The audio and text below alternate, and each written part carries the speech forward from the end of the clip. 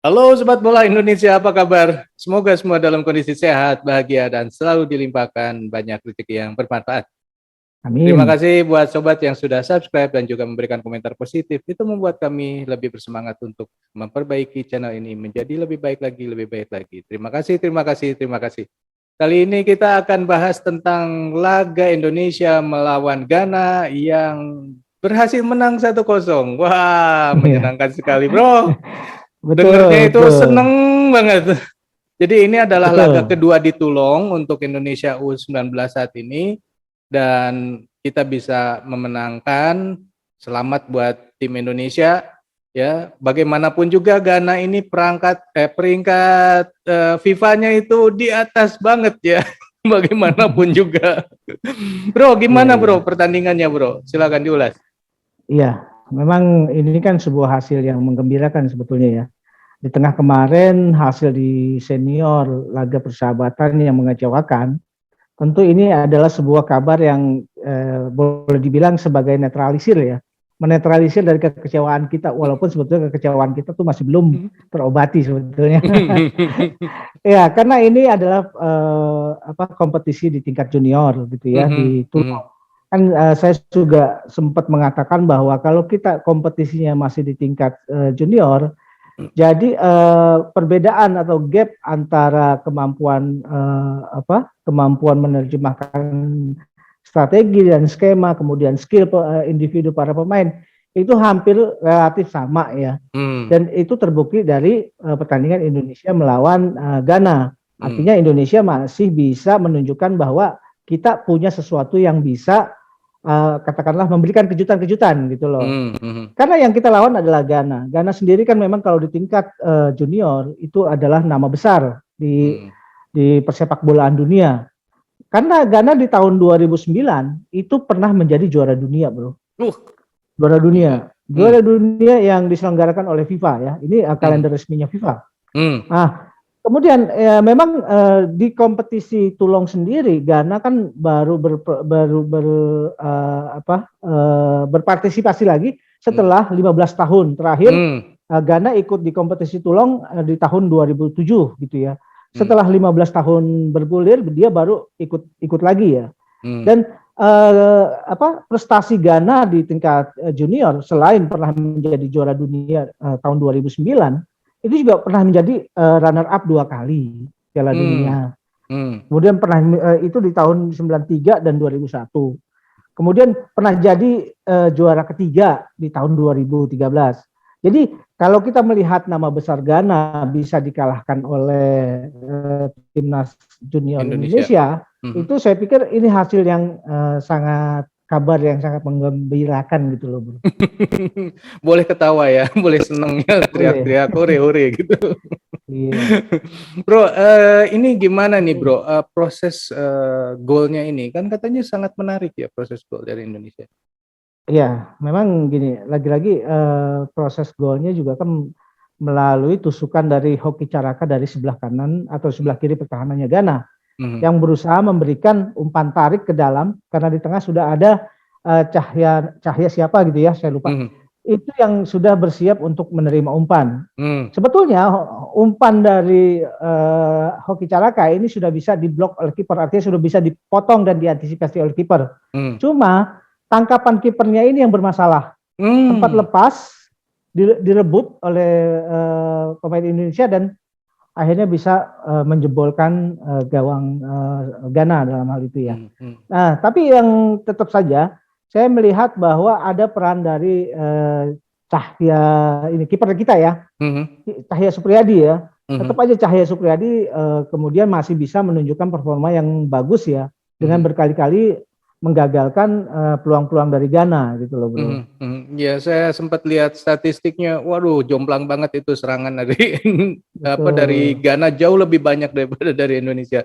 Tapi dari mungkin efektivitasnya aja ya bahwa serangan Indonesia walaupun cuma sedikit tetapi langsung bisa dikonversi menjadi gol.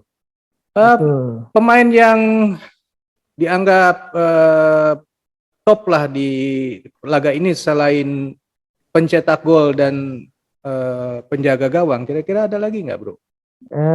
Sebetulnya gini, kalau saya sih tidak melihat per individu dalam permainan melawan Ghana. Artinya seluruh pemain Indonesia yang saya salut ya, yang saya respect bahwa mereka tidak terintimidasi oleh pemain-pemain Ghana ya.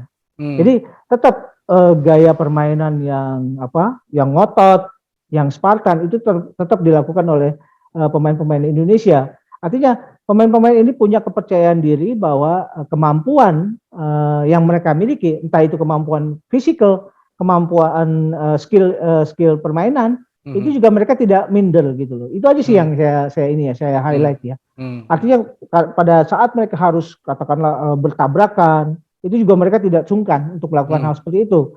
Walaupun biasanya dulu handicap pemain Indonesia kan kalau harus bertabrakan dengan pemain lawan yang tubuhnya lebih besar, kayaknya mikir dulu nih. Tapi itu tidak terlihat di pemain junior kita gitu loh. Mereka tetap aja punya keberanian untuk melakukan itu dan punya determinasi lah, boleh bilang saya seperti itu. Nah, memang ada catatan-catatan khusus. Saya lihat lagi bahwa kiper kita memang mungkin adalah kiper yang dari dibandingkan dengan kiper Venezuela maupun kipernya Ghana, mungkin kiper kita yang lebih baik dari mereka gitu loh. Terbukti pengambilan posisi yang selalu tepat, itulah yang bisa membuat penjaga gawang kita itu bisa menghalau peluang-peluang dari Ghana tadi itu loh. Ya, menarik sekali. Apakah ini ada kaitannya dengan pengembangan pemain muda Indonesia yang boleh dikatakan berhasil, bro, sampai sejauh ini? Kita terlalu prematur ya untuk bilang bahwa ini adalah sebuah keberhasilan, karena ini baru pada satu momen saja gitu ya. Tapi paling tidak arahnya sudah benar. Pembinaan di usia dini, di usia muda, memang itulah yang harus dilakukan. Dan seperti juga kita merujuk pada apa yang dilakukan Vietnam. Vietnam itu pembinaan di usia muda itu selalu pada akhirnya akan mengikut sertakan pemain-pemain usia mudanya di turnamen-turnamen yang bergulir di seluruh dunia. Jadi itu adalah cara mereka untuk membangkitkan aura pertandingan di setiap level permainan gitu loh. Jadi mereka tidak akan canggung lagi untuk melakukan pada saat mereka dibutuhkan dalam suatu pertandingan, karena mereka sudah mulai terbiasa dengan hal-hal tersebut. Jadi paling tidak memang pembinaan di kelompok usia selalu ada goalnya, kalau ada tujuannya, ada target gitu loh. Misalkan pembinaan di usia 12 tahun itu ada target yang akan dikejar.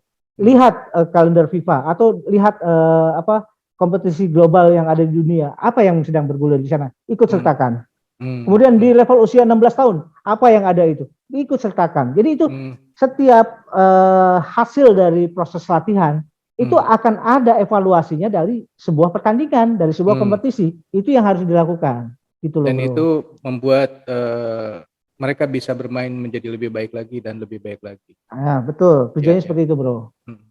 Oke, bro, saya lihat di banyak media nih sekarang mulai diungkap profil-profil yang dianggap top lah dalam laga-laga ini. Gimana nih, bro, menanggapi hal ini, bro? Gini, bro.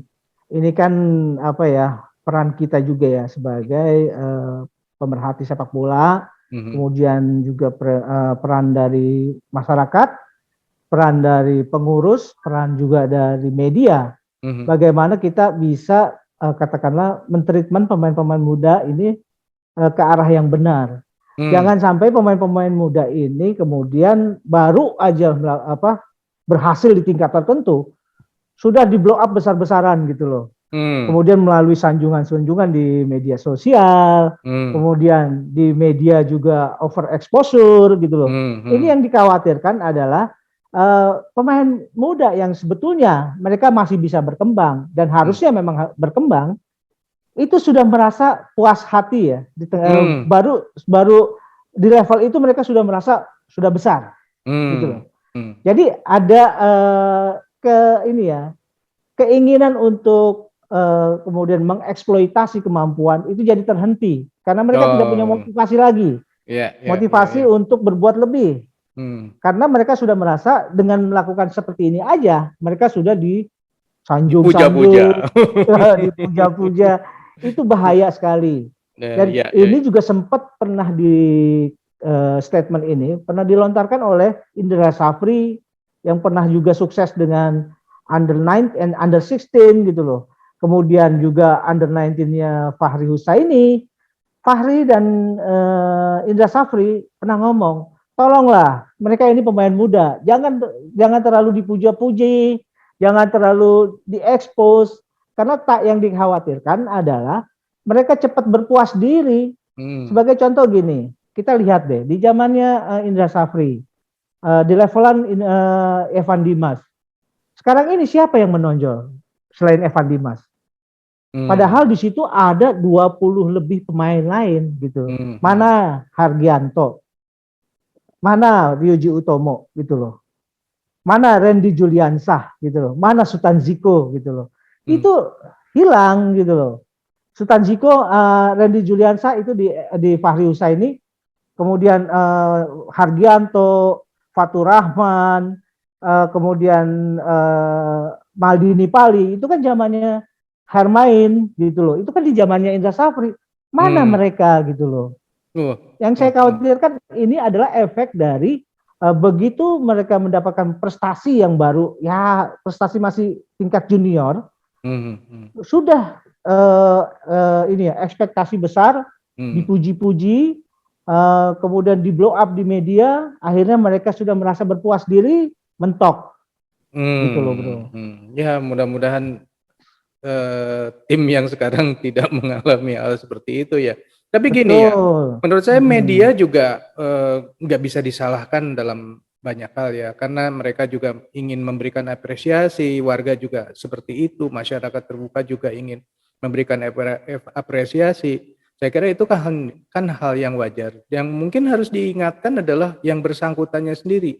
Dalam hal ini pemainnya sendiri harus diingatkan terus bahwa ini bukan topnya ya, bukan sampai hanya di sini, masih ada langit di atas langit. Gitu ya bro.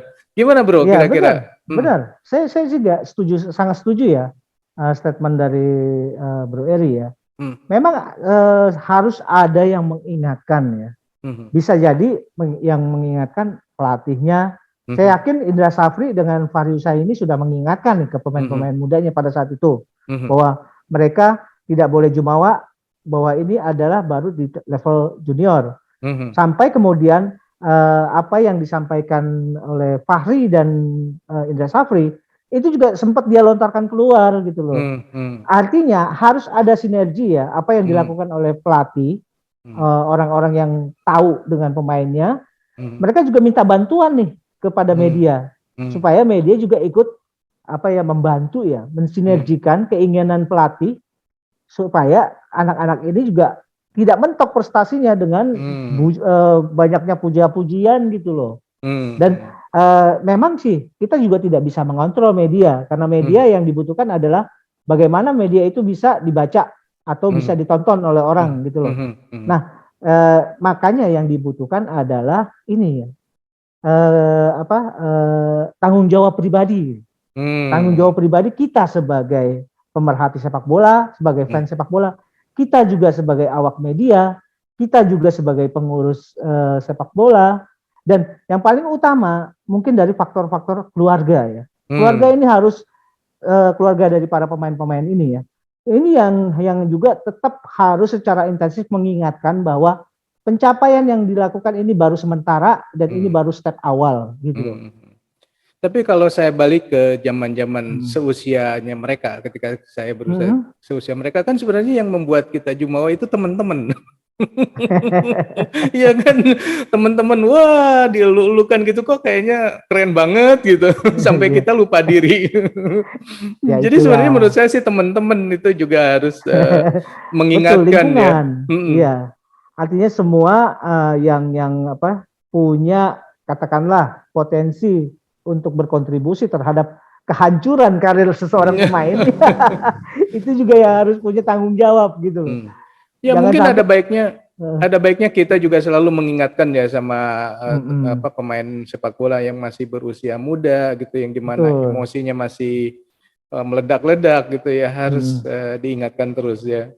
Ya, makanya saya berharap sekali bahwa skuad yang sekarang ini tampil di Toulon jangan menjadikan ini prestasi mengalahkan Ghana itu sebagai puncak performance mereka. Karena masih step awal, ini baru step awal. Baru pertandingan kedua ya.